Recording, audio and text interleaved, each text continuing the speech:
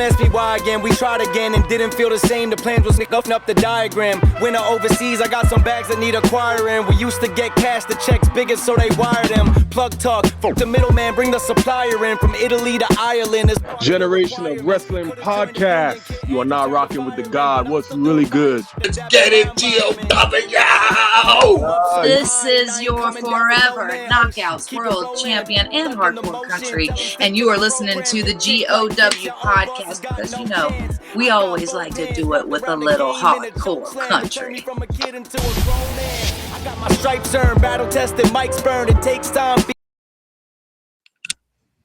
Yes, sir. Yes, sir. Ladies and gentlemen, thank you once again for tuning in to another episode of the GOW, the Generation Wrestling Podcast. It's always yours truly, the franchise, aka the showstopper, better known as the GOW's resident tribal chief. With me, as always, I got my tag team partner, my brother, my family. He is the flies in the room, Mr. 1, 2, 3, pin that ass down, K Breezy, aka King Too Cold, bro. What's up? Man, you know what it is, man. We got a special Friday show for the people, man. So let's not waste no time, man. Go ahead and hit that intro. Let's get this thing started. And with us, taking the time to join us today, we got Pegasa in the building. Love, how are you? I'm good. How are you? Good. With that, like I said before we started recording, thank you so much for taking the time to join us. Been following you for a little minute here, and now I got you on the show, so it's time to talk. And with that being said, for the people who don't know you and where you're from, introduce yourself to the people and where you're from. I'm Pegasa. So I'm from Jalisco, Mexico originally, but I have been living up north in like the Pittsburgh area for about 10 years now. So okay. You up here in the cold with us, okay? I don't like it. Understandable. So coming from Mexico to the Pittsburgh area, explain to us how that whole journey got started, and why Pittsburgh of all places. So I actually am. So I have a split family. It's very half and half on both sides. My dad is actually from here. Okay. So me and my mom ended up moving up here, and we moved in with my dad when I was about, I want to say I was like 13-ish at the time. And that's why I came to Pittsburgh, because that's where he's from. That's where his whole side of the family's from. So we ended up just moving up here with him, and it was a rough journey, but I adjusted perfectly fine. And it was just great to get to know that side of my family a little bit more, What is it about wrestling that has brought you to it? That this is something that I feel that this is not only something I can do, but I'm great at. So when I first started wrestling, I did not plan on originally wrestling. Like, I've always loved it. I've always watched it.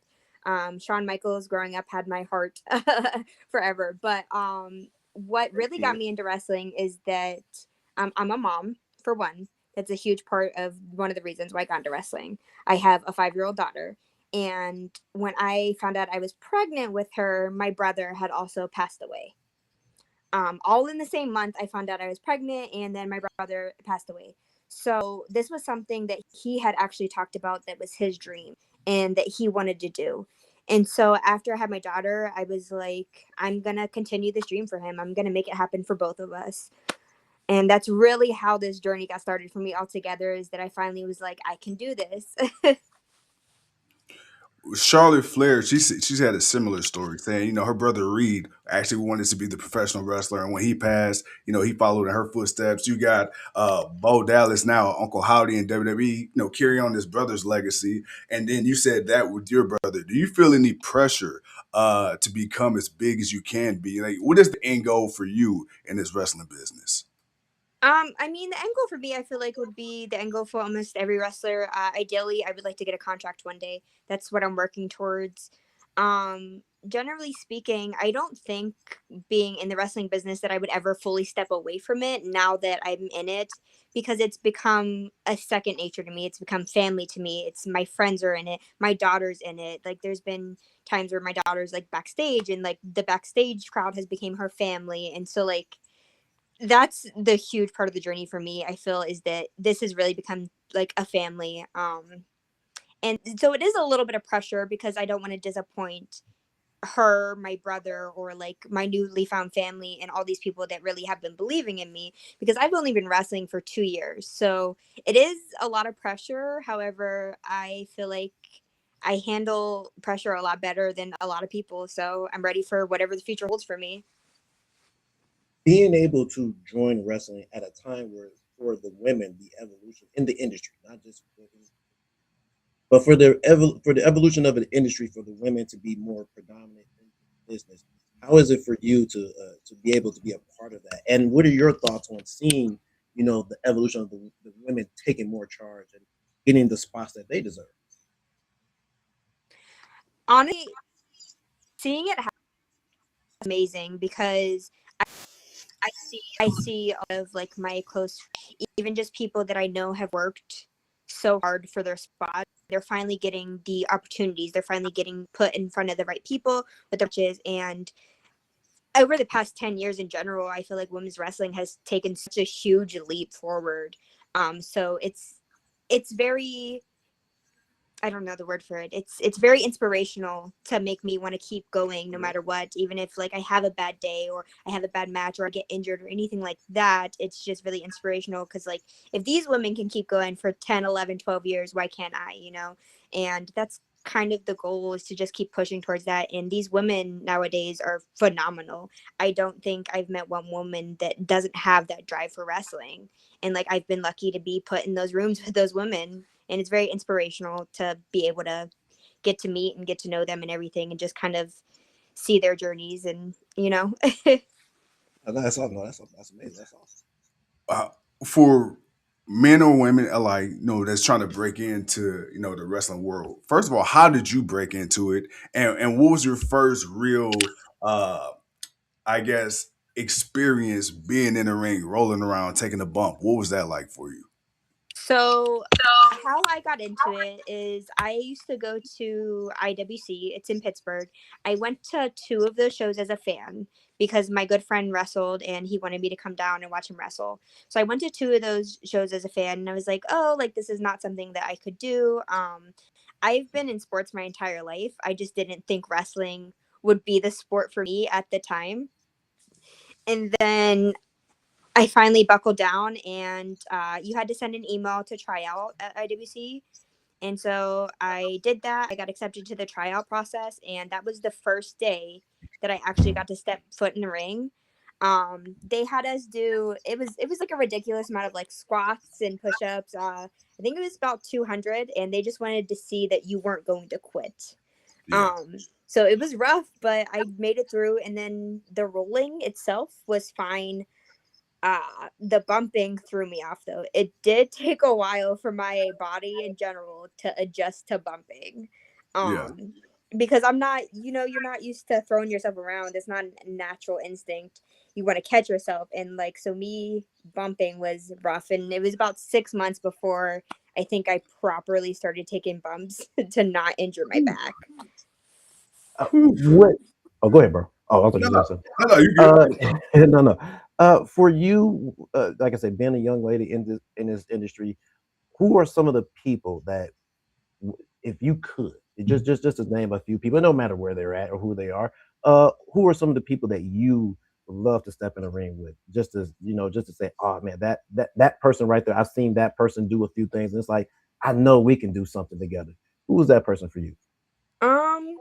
Honestly, like for more like indie related people, Indie doesn't matter. so one person who I've taken accustomed to like a lot is Gatubela. She's a luchadora as well, and just from talking to her and watching her matches and things like that, she has given me so much knowledge. Another person who I have wrestled and been in the ring with before, who has also given me a lot of knowledge, is Zoe Sky. That woman is phenomenal, and the way she can take something and make it make sense in like 30 seconds or less is absolutely amazing and not talked about. And then like, I guess my big dream match that I want to have is against Mayu Iwatani. I'm really into like the Japan scene, and Yeah. getting Yes. into that. So she's definitely one of those people that I see every time I see her have a match. I'm just amazed by it. The movements, the structure, everything that she does. I'm like, wow, like I can do this one day, you know? So that would be like my goal match as of right now, and just a couple other ladies that I love to work with. But I don't think that there's one specific person that I'm like, I need to get in the ring with you, because for me, I want to work as many people as I can, have as many matches as I can, because that's how you gain the experience. That's how you gain the knowledge. And that's where I'm at in my wrestling career right now is I need that knowledge. I want that experience. I want to learn everything that I can from all of the men who have been wrestling years before me. Awesome. Speaking of gaining knowledge, sharing different locker rooms. First of all, as an indie talent, right? So, how difficult is it to fill out your own schedule, to do all these different bookings, to go to all these different towns, but you're the one that's in control, right? There's not a company that's saying, "Hey, I need you here, here, here." It's like, "Hey, you got to kind of sort of pick and choose yourself." How difficult is that with you being a mom, still trying to, make this, making this your living? Honestly, it is hard to do. Monday through Thursdays are usually just like I go to my real job, and I still have to go to the gym and everything. So by the time I get home, I'm just exhausted, and I Yeah. still have to make time to be a mom, you know? So like I honestly probably run on less sleep than I should. That is why I'm highly caffeinated. But it's all a juggling game, because really, like with wrestling, you're an entrepreneur. This is Yeah. my business. I'm investing in myself, and that's how like I try to see it on the days where I'm just absolutely physically and mentally exhausted, is that I'm investing in myself and my future as an entrepreneur. So like it's rough trying to push yourself to that, but like any goal, if you're driven enough to want that, if you want it enough, you're going to go after it. It doesn't matter how tired you are. It doesn't matter if it's 2 a.m and you haven't gotten sleep. It's like none of that matters. The traveling is rough on your body, because I go from getting on a plane to driving 8 hours to getting back on a plane and going home and then going to work the next day. So like that's been hard adjusting to on my body, is the flying and driving, because there's been weekends where I'll fly for 6 hours on Friday, fly home the next morning, and then have to leave home and drive 8 hours to a different show. So it's definitely hard, and you just got to learn how to like work through it and figure out what works for you. Most definitely. Go ahead, bro. So, okay, this is what I want to ask you. Right now, I'm always curious on wrestlers' playlists, right? What are you listening to get yourself motivated? And do you have a guilty pleasure? Do you have a song where it's like, I probably shouldn't admit I like this song, but it get me going in the gym? Uh so the Mexican OT as an artist Yep, himself, that's my that guy. is my all of his songs are pretty much my hype songs right now. It just kind of gets me motivated if I'm tired and I put on one of his songs. Just the beat and everything gets me going. Uh-huh. Bad Bunny always. I Yep. have loved Bad Bunny forever. Genuinely one of my favorite artists. And then a random one that people don't expect is Dean Martin. Okay. Okay. Yeah, my dad. It's my Something dad grew different. up with Dean Martin, and so I did too. And that's just that just engraved in me, I guess, since I was a kid. You say that you know you have to book your own flights and travel. What are some of the promotions that you traveled and got the opportunity to wrestle for? So one of my main promotions actually right now is in California. Okay. And how that happened is that I was just reaching out. I was only a couple months into wrestling at the time, Right. and I was reaching out to companies trying to get bookings and opportunities and things like that, because that's what you do. You go after Right. these different bookings and you try like to be like, hey, this is what I can offer you. And luckily the company in California, which is New Traditional Lucha Libre, took a chance on me. And if he hadn't taken the chance on me when he did, like I don't know if I'd be out there as much, but he did take a chance on me, and I went out there and I killed it. And now that's one of my main companies. And then same thing with like OVW. I'm at OVW now. This is Okay. my second time going there, and I'm Awesome. pretty consistent with them now. And that's just one of those Okay. places that you go and you learn so much from. You get the TV time, you get the experience, you get everything, and the structure and everything. And so that's just like one of my other companies that I work with. All the companies that are like my bigger bookings right now, for me only being 2 years in, they've all just taken a chance on me, and it's really been amazing to just watch these promoters go, you know what, yes, I will give her a chance, because then it's up to me to go out there and show them who I am, what I can do in the ring, and then for them to determine if I get a spot on their roster or not. So it's just the opportunities in general have been great for me. I was So going to ask you, for 2 years to be such a, a lot of people, it takes a longer period of time to really get this thing down. Who were some of the people that helped you, or, was able to help you, guide you through that process for you to be as amazing as you are within 2 years? Because a lot of people don't get to do that in that short amount of time. So there's specific people, but I have trained at 2 different schools. I did my primary training at IWC in Pittsburgh, and then I ended up going to AIW out in Cleveland. Okay. Everybody at the AIW school was absolutely just amazing. They have been Katie Arquette, Derek Dillinger, Shelby Wilder, Dominic Guarini. Those have all been people that have kind of taken me and helped me hone my talent and figure out who I am in the ring. And a lot of that has given me these opportunities that I've gotten in the past year simply because of those people that have helped me. And then as far as IWC went, it was like my coach Glenn Spector, and just the whole locker room really was just supporting everybody that was graduating in the class with me. And it's been extremely helpful going to these schools and having these interactions with these people, because a lot of them are super knowledgeable. And like with wrestling, it's kind of like when you first start wrestling, you're like a kid all over again. You're a sponge. You have to absorb everything everybody's telling you. So that can be hard at times, but those 2 schools and the people that are a part of those schools have helped me tremendously learn. Well, speaking of learning, you must have learned something, because February 7th for the Valkyrie Women's Championship, you got a chance to make a little bit of history with one of my favorite people, legit Leyla Hirsch. Talk to us, man. How did that come about? And, what are your thoughts heading into this match? Because you have a chance 2 years in to be a first time ever. How it came about was I had worked for Honor Among Wrestling a couple months ago. It was August or maybe a little bit later in the year. That was my first time working for them, and it was in a triple threat with Calientita and then Lady Pink. Okay. And it was the #1 contender match for this championship because we knew the championship was coming.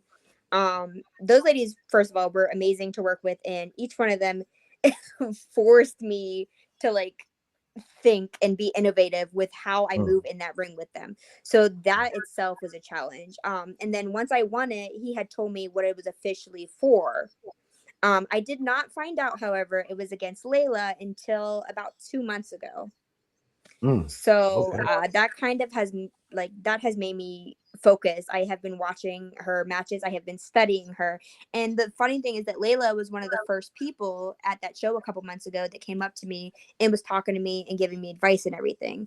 So like her doing that to now her having to face me for this championship is going to be great.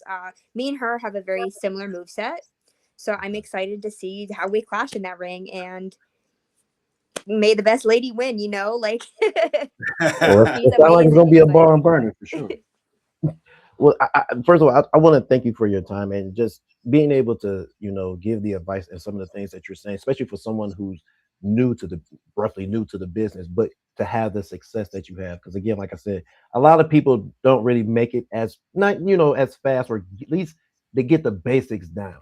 And for you to be able to be one of those people and to get this opportunity that you're getting, which we hope that you get the gold, it's just been awesome. And for you to, make sure you let those who may be struggling know that don't give up, and that you can continue as long as you are have the hard work and the push. All right, and I got 2 more things before we wrap this up. So before I sign off and ask you, where can people find you? Do you have any pre-match rituals? Anything that you absolutely must do before you go out to the ring? Any superstitions? So yes, I jump rope right before I go out. It's just about movement, and I think it's more of about warming up for me because I was an athlete pretty much my whole life, and like I ran track and everything. So I have to warm up properly. I also I have to know a little bit about my opponent, so I always do tape study before I wrestle whoever I'm wrestling. That's a must for me. That way I know how they move. That way I can think about moves to counter their moves and things like that. I try to get my brain going as much as possible before the match so I'm prepared for whatever comes in that ring. Okay. And then last thing, where can people find you on all your socials? Please feel free. If you have a merch store, plug that too. Yeah, everything. We want to find you. So my Facebook is just my name, but there's a space, so it's Peg and then Asa as my last name because Facebook doesn't let you put it as one name. My Instagram is La Pegasa. It's La_Pegasa. Usually, if you just type in Pegasa, there's not too many Pegasas out there, so I pop up. Same with my Twitter. It's La Pegasa. Perfect. And again, just to remind the people, February 7th, versus legit Leyla Hirsch for the Valkyrie Women's Championship. Look, we rooting for you. Hopefully next time we talk to you, you got a little bit of gold on your waist. Yeah, you got some gold, yeah. And and we promoting that title defense. But as always, like I said, thank you so much for joining us. Ladies and gentlemen, thank you for tuning in to another episode of the GOW. I'm the franchise, he's the king. And I think we got a future women's world champion right here. Oh yeah, she's gonna definitely make some noise. Lady Pegasa, thank you so much. We appreciate you. Thank you.